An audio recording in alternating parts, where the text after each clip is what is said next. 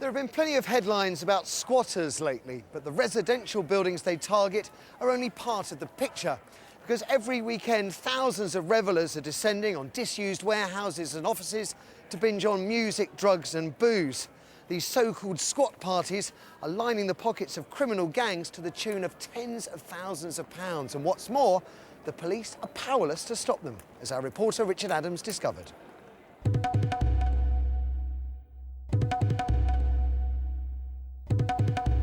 This is the result of just one squat party. They're a growing phenomenon happening across the capital every weekend.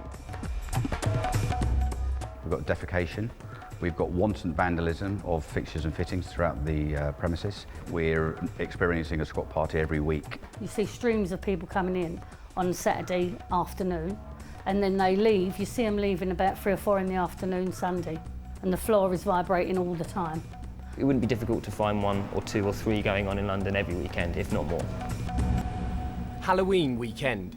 A disused Royal Mail depot in New Oxford Street becomes the venue for a squat party. The 18-hour spree of destruction makes national headlines. A squat party is an umbrella term that basically just describes a room that's being used illegally to put on a party. Part of an underground scene, squat parties aren't open to everyone. They're normally put on by people who know each other. They're normally a collective and quite exclusive because they're afraid of attracting the wrong type of people who might spoil the atmosphere or cause trouble. I want to know how hard it is to get into a squat party. There are dozens being promoted online. I'm targeting one billed as the biggest ever. But curiously, you can't purchase tickets via the web. You need to phone a special number. One of our researchers makes the call. I'm looking to get some tickets for the Summer of Love revival. Oh, I need to deposit the money in a bank account. Time is against us because they're insisting we hand the money over today. Our research is about to deposit £22 into a secret bank account. What's worrying is the fact that apart from a single phone number, we've got no means of contacting the party organisers. This could be a complete waste of money.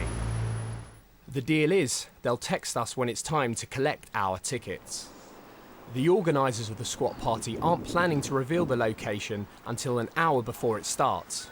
But security boss Steve Cross has had a tip-off that they're planning to target one of the buildings he manages.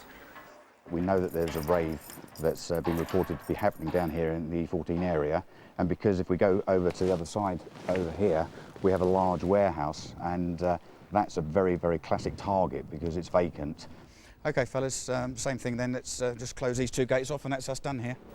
Cameras, extra security guards, and even trucks to block an entrance. Steve has taken extensive measures to keep out the ravers, but his strategy doesn't always work.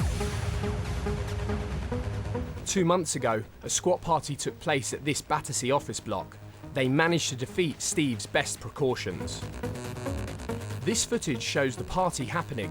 The dancing and vandalism lasted a marathon 45 hours. After the rave had finished, Steve received a tip-off and raced to the scene to re-secure the premises. When they arrived, it was clear the partygoers had done their worst.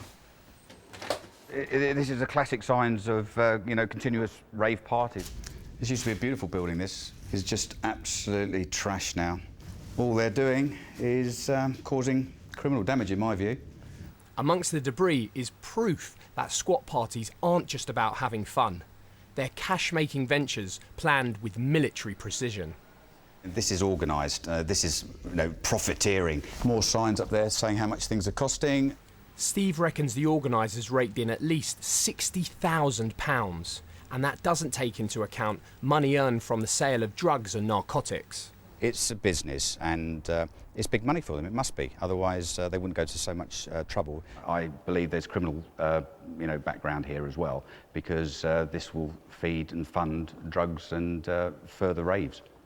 We've had 3 of our properties squatted recently, and the same devastation, the same effect. But it's the cost of repairing these sites that's a real concern for Steve and the developers whose buildings he manages. It can run into tens of thousands of pounds. Firstly, we've got the solicitors' fees in order to get the squatters out. I mean, that could be anything sort of up to £5,000 per time. Clean up, we have to get specialist cleaners in because clearly we're not sure of what is in this mess. There could be needles. Well, I don't like to think how much it's going to cost. It's going to be significant. 24 hours after depositing our money, we finally get a text giving us the location of the squat party.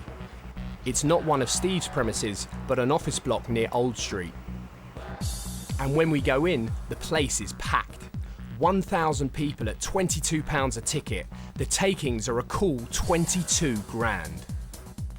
The owners of this property don't want to speak on camera, but told us the cost of repairing the damage to their building could put them out of business.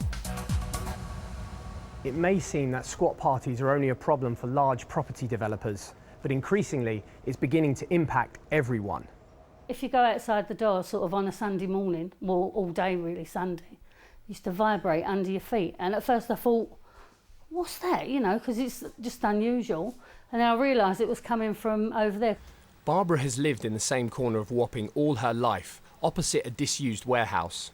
Recently, the building has become a haven for squat parties, turning her once quiet neighbourhood upside down.